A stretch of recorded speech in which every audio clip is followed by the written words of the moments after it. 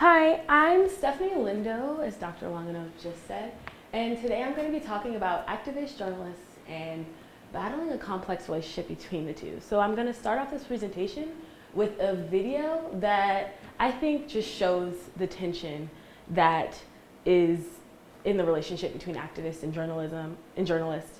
I cut this video up of a couple confrontations between activists and journalists, and so I'm going to show that first, and then I will get into the topic.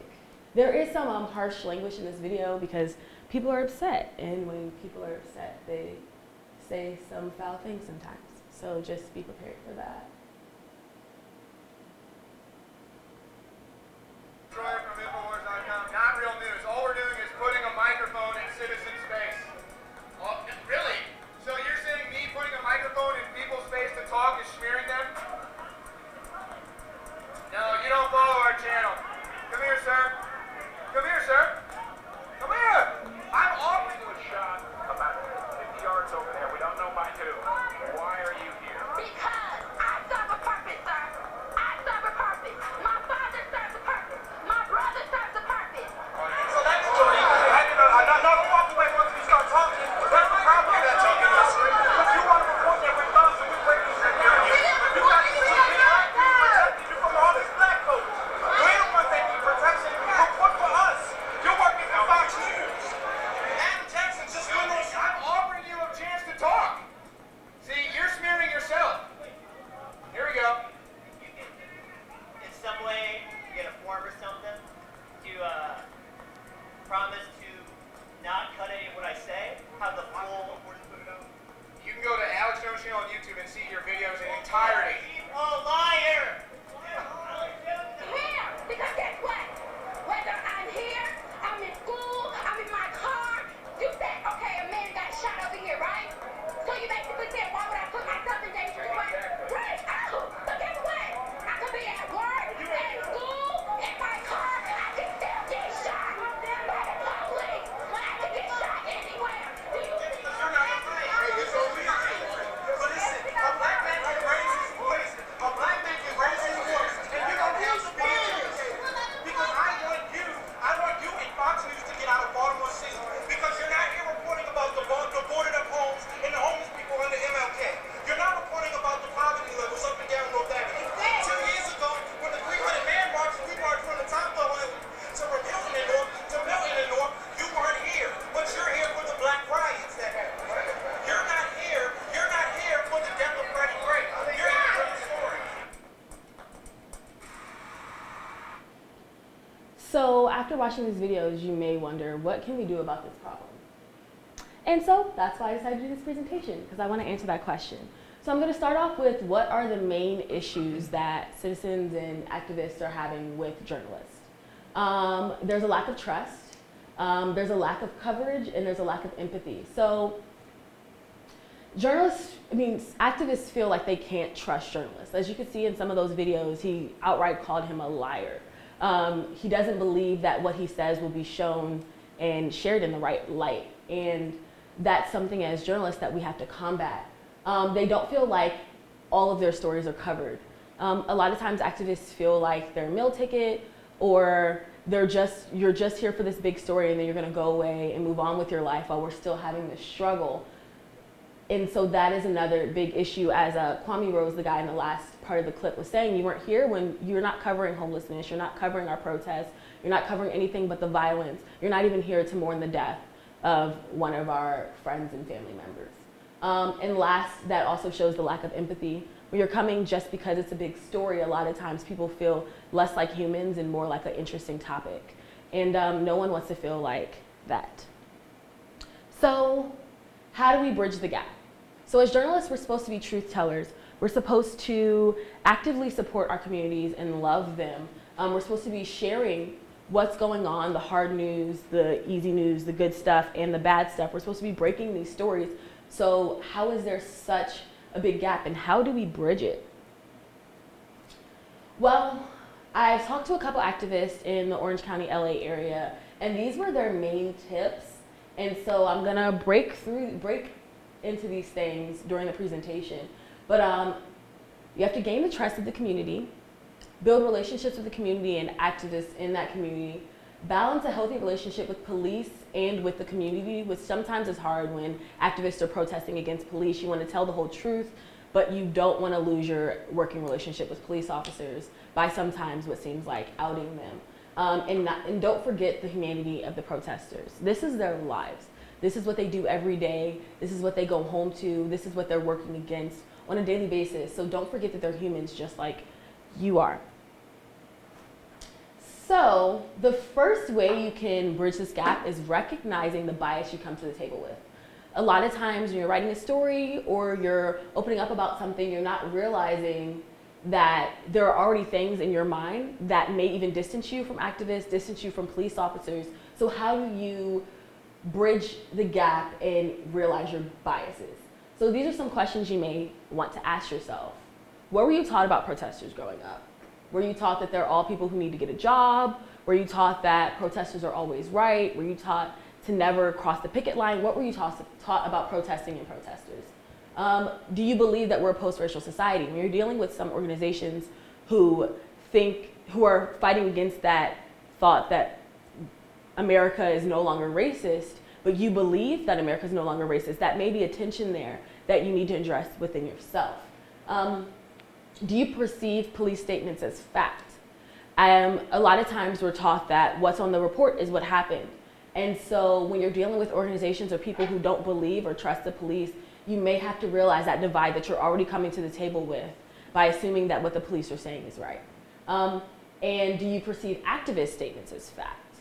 That's a question that we normally don't ask ourselves because police are the authority figure, activists are regular citizens, but do you perceive activist statements as fact? And last, what do you think about the topic that's being protested? Because whether you want to or not, or whether you're trying to come to the table with an unbiased opinion, your opinion is still playing in the back of your head. So the first thing you should do is address it.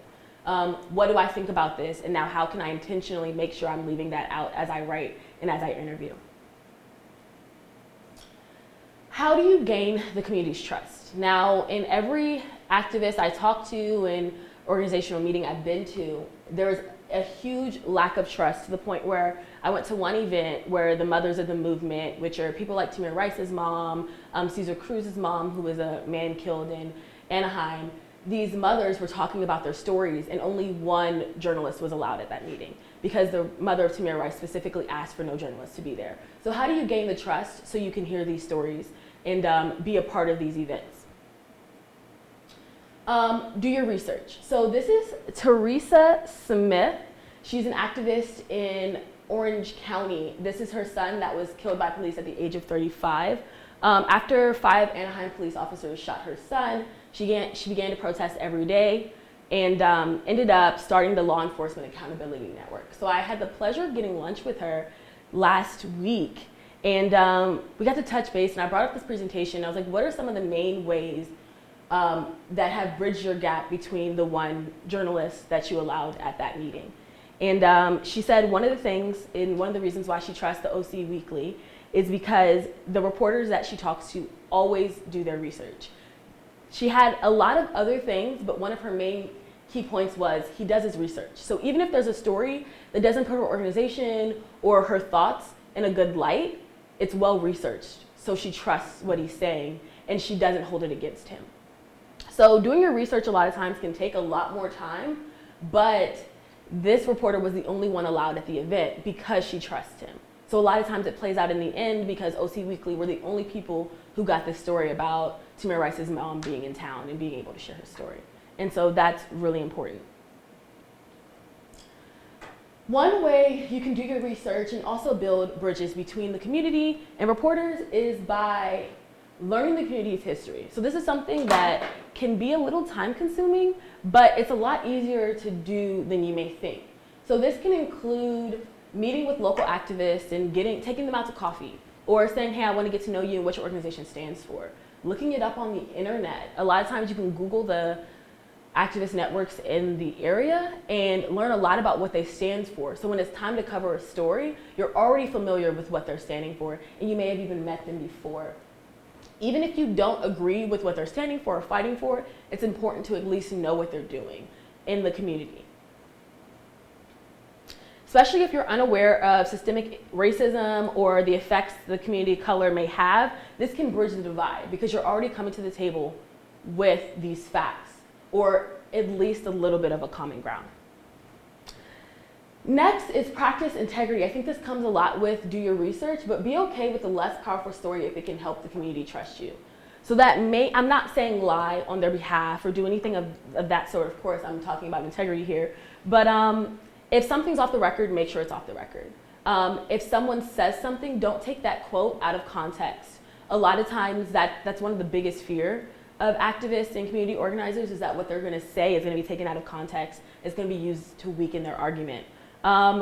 If you see that someone's struggling emotionally during your interview, back off, give them space, take a step back, because maybe that take a step back will interfere with the story at the time, but 2 stories down the line, that person's going to trust to be able to be vulnerable with you and bring you into vulnerable environments. And that goes into don't overstep and be sensitive and well informed for what they're fighting for. So coming to the table, so once they start talking to something, you can kind of feed off of that and continue that conversation with them. It's going to open them up, but it's also going to create a relationship where they're fully engaged and trusting in you. And it can even bridge over to a friendship. Remember that police narratives are only part of the story. So one thing that's hard about this is, as Americans, we're trained to trust the police and that they're always honest, and there's a lot of people who are fighting against that. This is Pastor Q.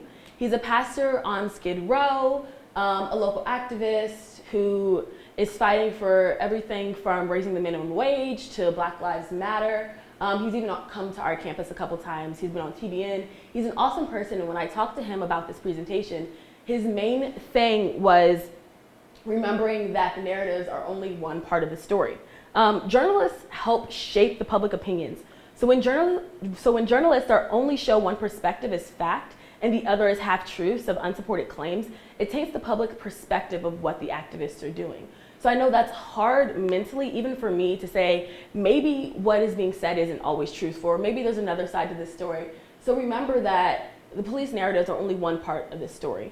They don't normally live in the communities that they're servicing. They don't know, a lot of them don't know the citizens. And so remembering that there's double sides and you don't know what's going on. So getting to know the activists and the community organizers will actually help you know more of the other side and trusting what they're saying is true.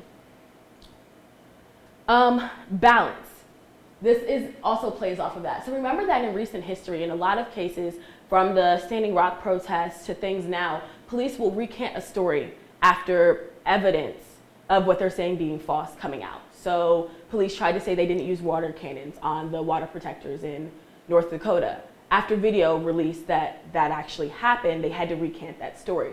So know that activists actually have a lot more to lose from lying than police do, because police already, in their existence, they have citizen community trust. Activists, on the other hand, are pushing against what is systemically appropriate. So if they lie, it's going to already discredit them more than they're already discredited by being the outliers. So realizing that may help you in your conversations with them. There may be some things that they thought were true but weren't, but on an often case, they want to tell the truth. They get more done with telling the truth. And you can get a lot of stories, or better stories, from having a healthy relationship with the activists. When there's a video that is discounting what a police narrative is, you want the community to trust you to publish the story. You want them to call you first. And so once you build that relationship, you're going to get tips from activists just like you get tips from police. Lastly, I'm just going to go over some of the things that you should take away from my presentation today. So recognize your bias. It can build bridges. Learn from the community, build relationships and listen to them, and report on what matters to them. Whether it's going to be a big story or not, reporting on homelessness in their area, or how banks are treating citizens, or gentrification may not be huge stories for your outlet, but these things will help build trust between the community and yourself. Do your research. No matter what the article says, report a well-researched story and it will gain their trust. So whether you're supporting the activists or not, if it's well-researched and based on fact, you're going to get the respect of these citizens. And last, practice integrity. This is a key way to build trust. If they know that you're an honest person, they're going to invite you into environments that they may not invite other people in. So that's the end of my presentation. If you have any questions, I'm open to questions now.